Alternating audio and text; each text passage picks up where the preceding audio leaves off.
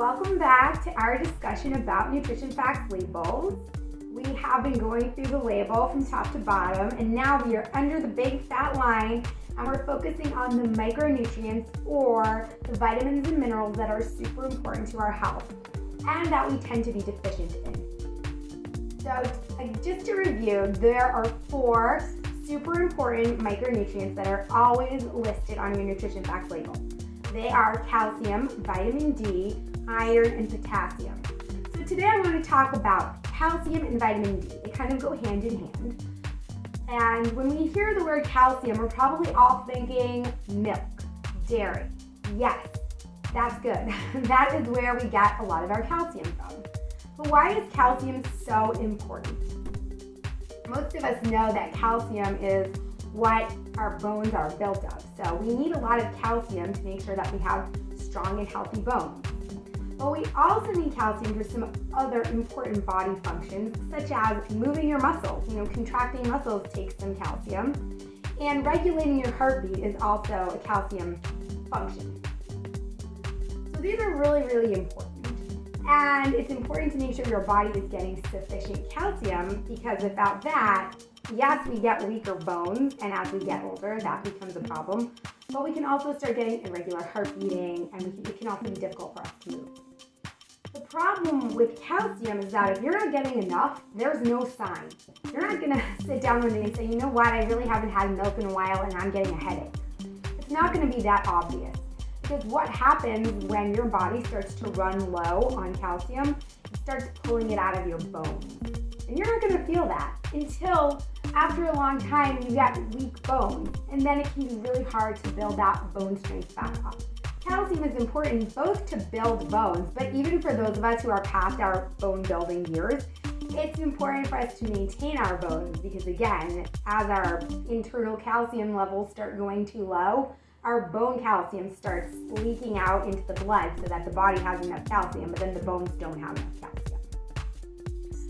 So some places to get calcium are dairy, as we talked about, and that includes milk, cheese, yogurt, and yes, ice cream. They all have calcium in them.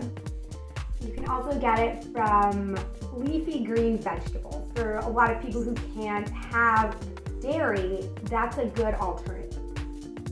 Also almonds, and then all of those soy milks and stuff like that usually are fortified with calcium.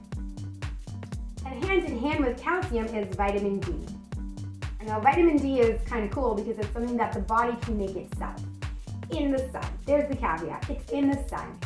And because of the way we live these days, it's really hard for people to get sufficient vitamin D just from sunshine alone. Either because we're not spending enough time outdoors, or because we're wearing sunscreen, or in certain parts of the world, it's not light for that long during the day, so it's hard to make sure you're getting enough exposure. Which is why it's really recommended to get vitamin D from your diet and not depend on sunshine to get your daily recommended allowance of vitamin D. Vitamin D in the diet is mostly used for calcium absorption, which means if you eat your calcium, it's kind of just floating around in the body, and then the vitamin D comes in and it helps it get absorbed into the bones, which is where we store it. Like we talked about, we store it, and then when our supply runs low, it starts leaking out again. So having a diet that's high in calcium but not high enough in vitamin D, it's still not going to let our bodies get enough of that calcium in, which is why we need to keep an eye on both calcium and vitamin D. In addition to the calcium absorption, there's a lot of cool research going on right now with vitamin D and its relationship to cancer and inflammation and lots of other stuff in the body. So it seems like this is really going to be a key nutrient moving forward in the nutrition field.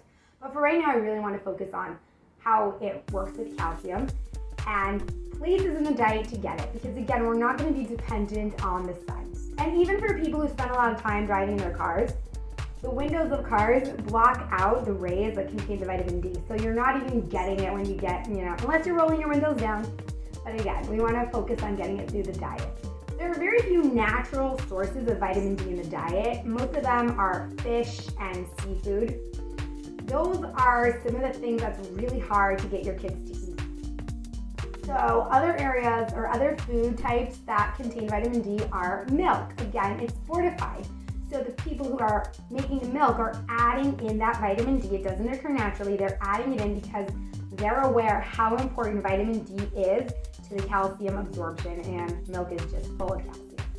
The orange juice guys are also on this. They add in the vitamin D and the calcium into their fortified juice.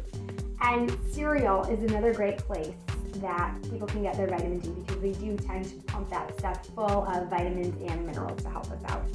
Because there are limited sources of calcium and vitamin D in our food. Unlike things like calories, fat, and protein, which are found in pretty much everything we eat, calcium is found in much fewer things, mostly dairy items, leafy greens, and edamame, which I forgot to include in my original list.